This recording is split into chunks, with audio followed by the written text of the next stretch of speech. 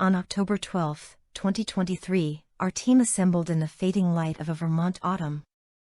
Dr. Evelyn Marsh was a wiry woman in her late 50s, with sharp eyes and a clipboard perpetually tucked under her arm.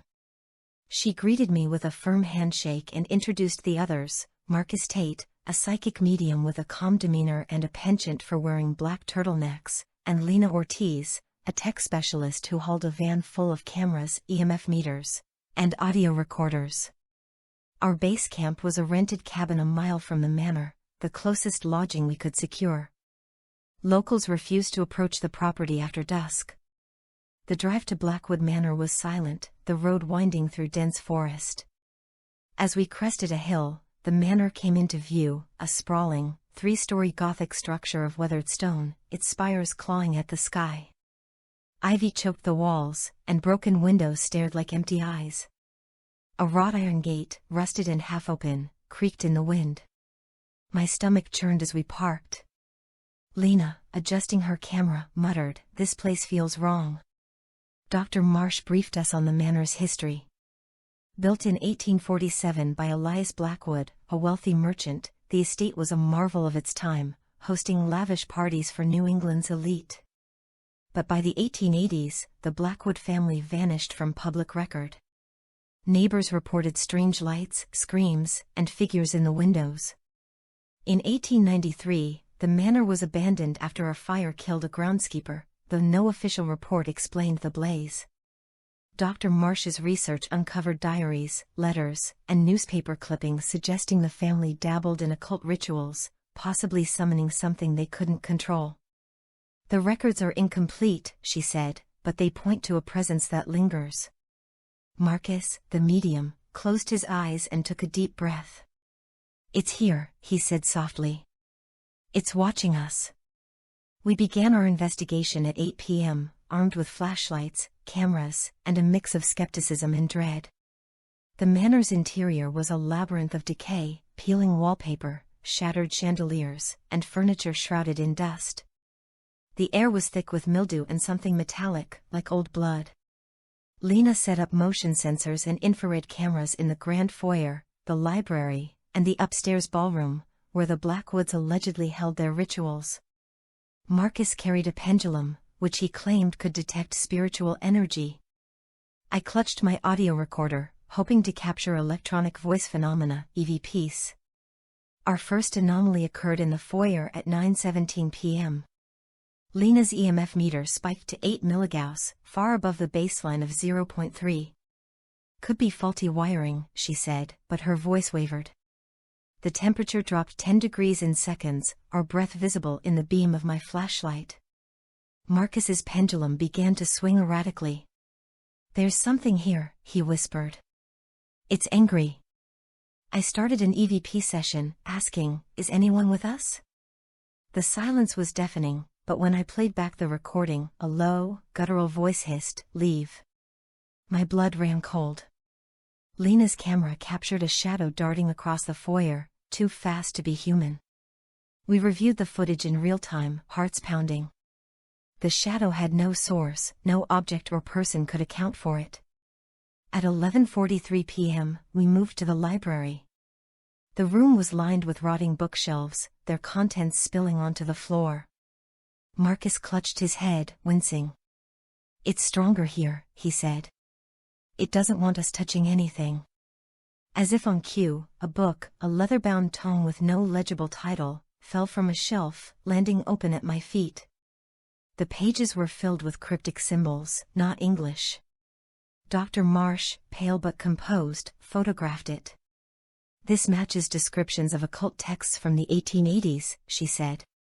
The Blackwoods were studying something forbidden. We ended the night at 2 a.m., shaken but unharmed.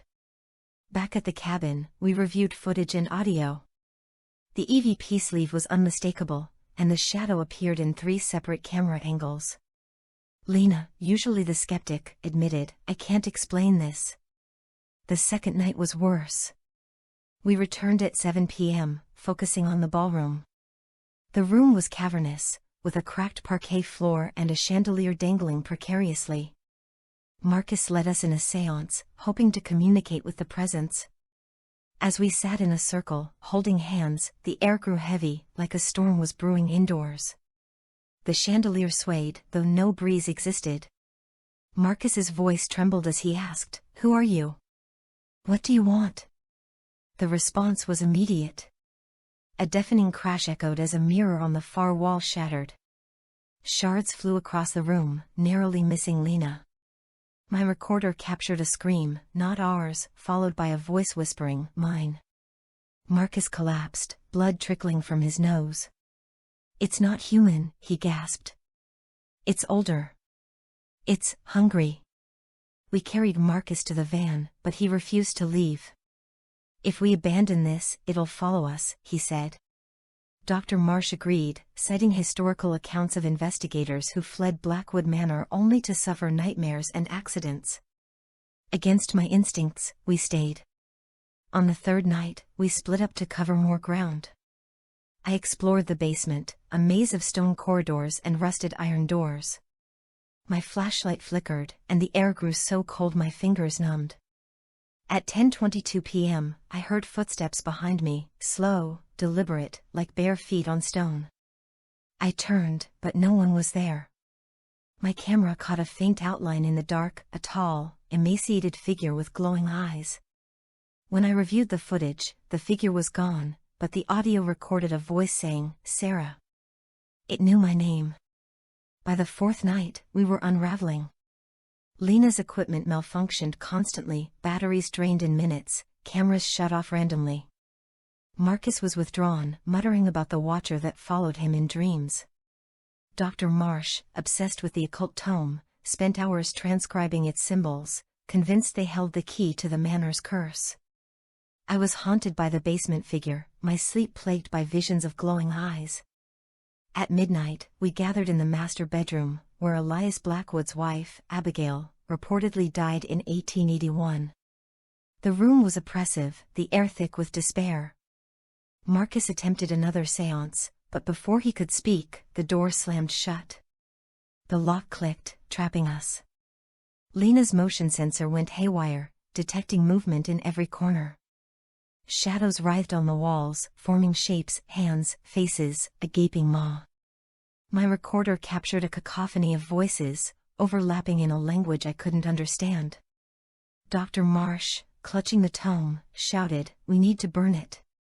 But as she reached for a lighter, the book flew from her hands, striking her in the chest.